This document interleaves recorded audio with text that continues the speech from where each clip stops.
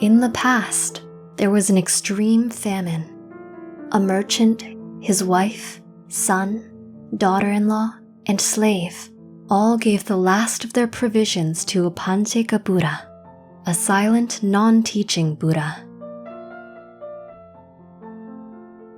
Owing to the extreme merit obtained in that life, Mendaka, previously born as the merchant, became wealthy beyond belief.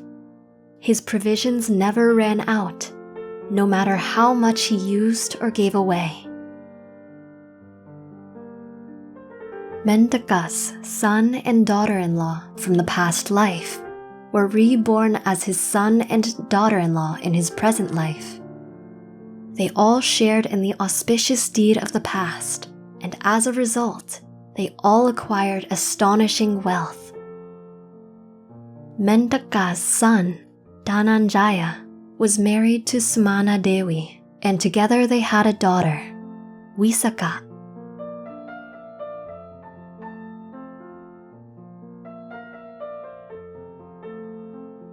In a past life, in the time of the Buddha Patumuttara, Visakha observed the chief patroness offer great alms to the Buddha. She was greatly impressed by everything about that woman. When she heard the Buddha Patumuttara declare the great patroness as the foremost of all female lay disciples in patronage to the Buddha, Visakha, in her past life, greatly wished to follow in her karmic footsteps. Visakha, in her past life, made great merit through many offerings to the Buddha Patumuttara. In her past life, after her offerings were complete, Visakha made her aspiration to become a chief patroness of a future Buddha known to the Buddha Patumuttara. The Buddha Patumuttara used his divine abilities to look into the distant future and saw that one day her wishes would come true. In 100,000 eons, she would be reborn as Visakha and become the chief patroness of the Buddha Gautama. When she heard this, she was beyond elated. She would proceed to spend the next 100,000 eons developing the Paramitas, or personal virtues necessary to achieve her goal. When Visakha was 7 years old, the Buddha Gautama and his monks arrived in the city of Bhatia. When Mendaka heard this, he told Visakha to bring her 500 maidservants with her to serve the Buddha and his monks. When Visakha heard the word Buddha, something inside her subconscious was triggered. She felt elation beyond anything she had ever felt. And so, when Visakha met the Buddha, she paid homage. The Buddha then gave a beautiful sermon to all that were present. At the end of the sermon, Visakha, along with her 500 maidservants, all became sotapannas, or stream enterers. In addition, Mendaka, his wife, Dhananjaya, Sumana Dewi, and Mendaka's slave, who also were in attendance, also became sotapannas.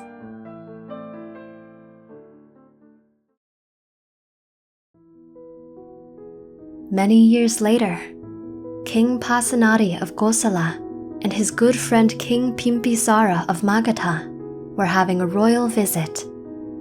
Each king had married a younger sister of the other in order to secure the peace between their nations. King Pasenadi had heard that there were 5 families of supernatural merit living in Magadha. There were none in Kosala.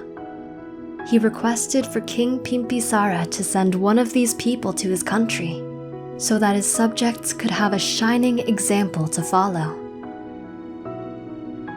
King Bimbisara did not want to order one of the wealthy families to move, but he wanted to maintain good relations with his friend and brother-in-law.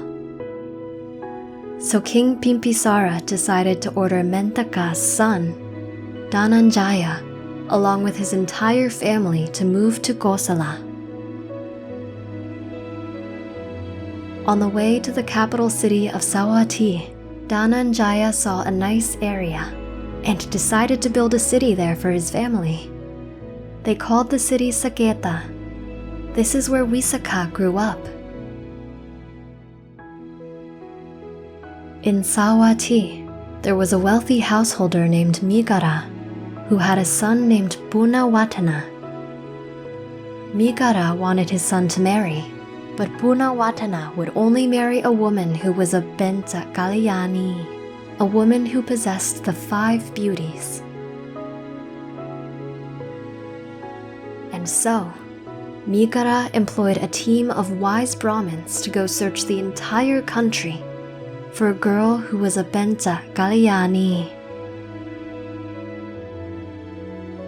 After failing to find a Benta Kalyani anywhere in the country, on the way back, the Brahmin team passed by the new city Saketa. Suddenly, heavy rain began to fall. Most women ran desperately looking for cover. However, there was one woman who did not run, but merely walked calmly in the rain.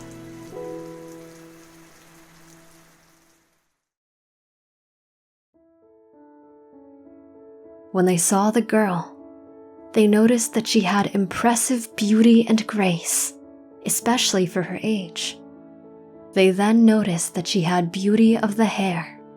Her hair was long, full, and naturally curled at the ends.